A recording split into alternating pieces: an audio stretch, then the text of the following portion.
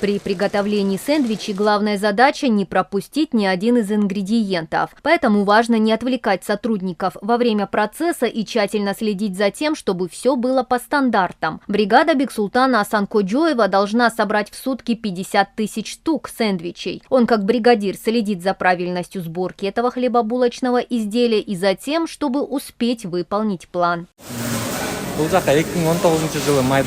Я работаю здесь бригадиром уже 8 месяцев. У меня утренняя смена, работаю по 7-8 часов. Какой-то период я работал за границей, но решил вернуться на родину. Устроился сюда, потому что здесь хорошие условия труда и заработная плата. Данное предприятие входит в список 100 предприятий, открытых в прошлом году к юбилею Каракыргызской автономной области. Сейчас здесь трудятся 252 работника. Такого оборудования, как в этой пекарне, нет ни в одной из стран СНГ, кроме России. Да и стоит оно недешево – 800 тысяч евро. Поэтому сейчас предприятие открыло рабочие места для тех, кто раньше работал с такой техникой.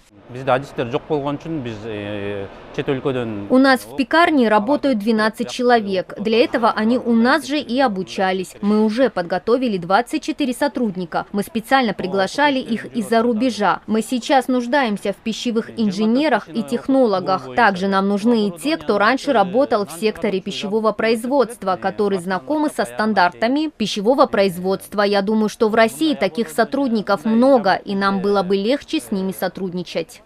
Основная задача Кабмина – это создание рабочих мест в стране и улучшение условий труда. На сегодняшний день в Кыргызстане открыто более 100 предприятий, в числе которых швейные цеха, фармзавод, завод по сборке легковых авто и другие. Благодаря этому было создано 8315 рабочих мест. В этом году также планируется открытие еще 100 предприятий, которые создадут уже 14 тысяч рабочих мест. В 2025 году предусматривается порядка 100 промышленных предприятий с предварительным объемом инвестиций 1,7 миллиардов долларов США.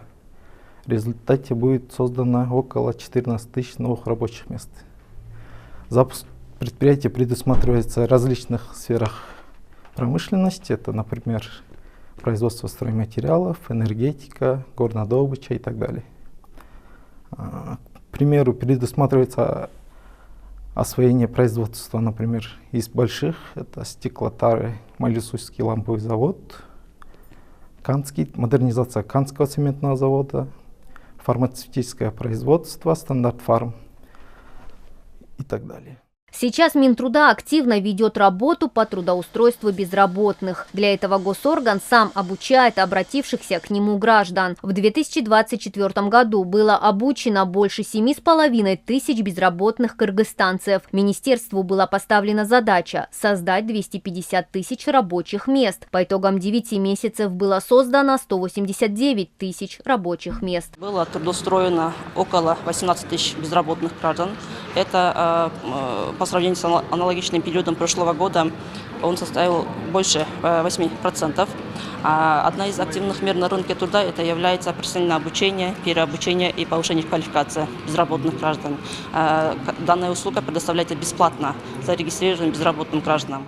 В Минтруда подчеркивают, что на сегодня в регионах Кыргызстана наблюдается дефицит рабочих рук. В основном кадров не хватает в сфере услуг, легкой промышленности, в строительстве и торговле. Мадина Низамова, Аймерим Назарова, Джакшылык Исаков, ЛТР, Бишкек.